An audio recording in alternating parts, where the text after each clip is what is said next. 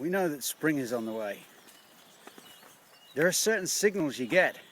There's an upsurge of rabbits, squirrels, every little thing that wants to eat your plants, graze your plants off, and in the case of pheasants, peck the bloody buds off the flowers. But it's all part of life, it's all part of a cycle. But here's a couple of other little things that show me spring is on the way. And they're a little bit prettier. And one of those times must be the days in February where the sun comes out and everything looks fantastic. And all the weeks that have gone before, all the crappy weather are forgotten. Here in the churchyard,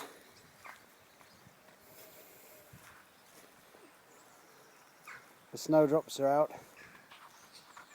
just beginning to fill up the ground. It's quite a pleasant place in here.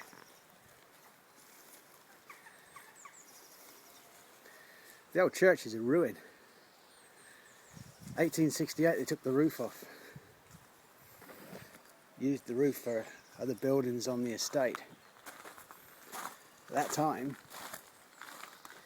seedlings came in and these huge trees grew up inside the church itself. You can see.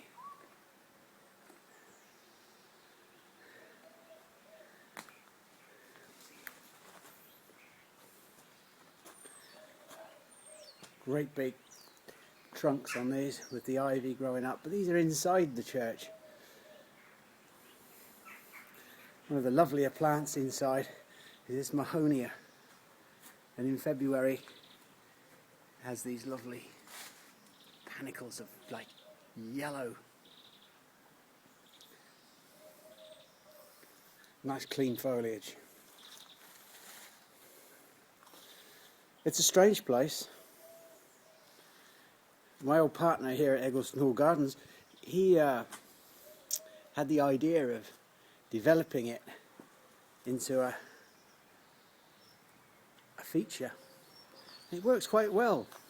A lot of people like it. Even there was, it'd been closed 130 years. The gates had been chained and nobody came in here. We even found the old font there. The bell hangs in the potting shed. It was all under 3 foot of crap and rubbish.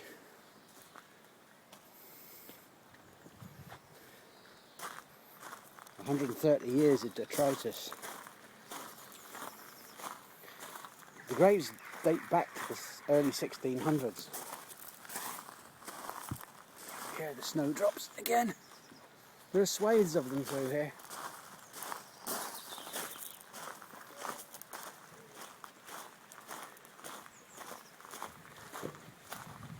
Still in flower after 6 weeks. Camallalis pallida.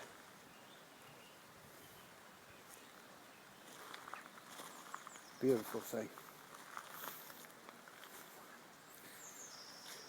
Again, there you can see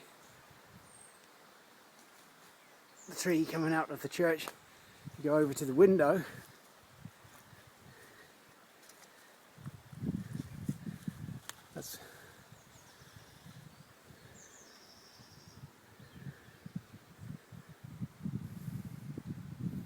There's a tunnel underneath that connects this to the hall. I do believe there's a crypt in there where various people lie in rest. Seems a weird thing to me. But whatever turns you on in death as well as life, I suppose.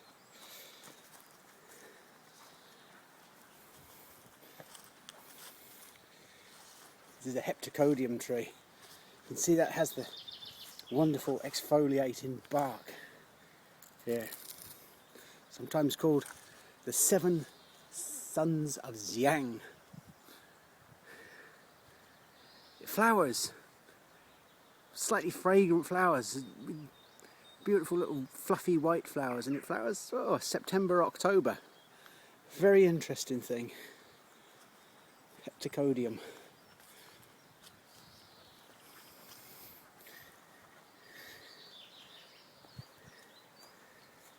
Brewer's weeping spruce. But it's the snowdrops just starting to come in that look their best. But there are other flowers. There are other little spring things that cheer you up at this time of the year.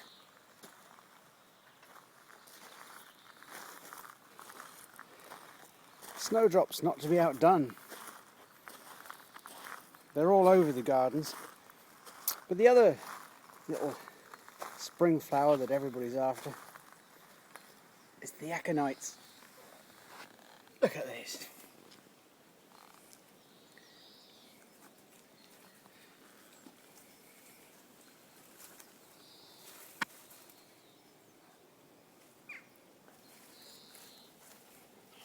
There's no words I can say that describe their beauty. It's so pleasant at this time of the year.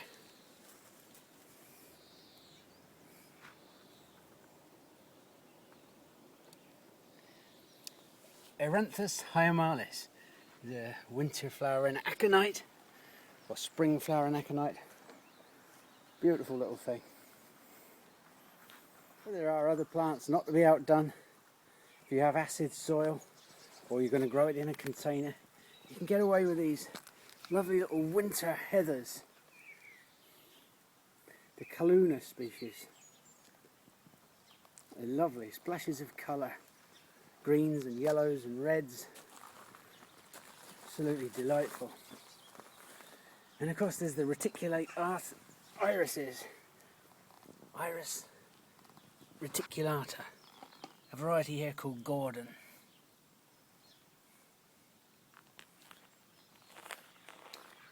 Mid-February, these will be in flower right through towards the end of March.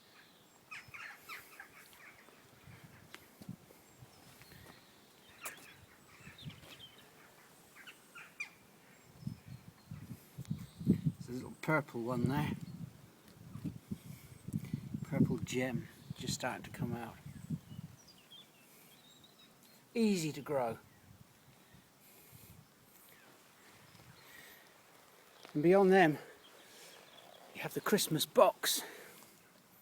Highly scented, evergreen, little clusters of white flowers. These are small plants for sale. A nice plant of this by your back door. 2 foot tall in about 3 or 4 years. And every time you go out that door, the scent will be delightful.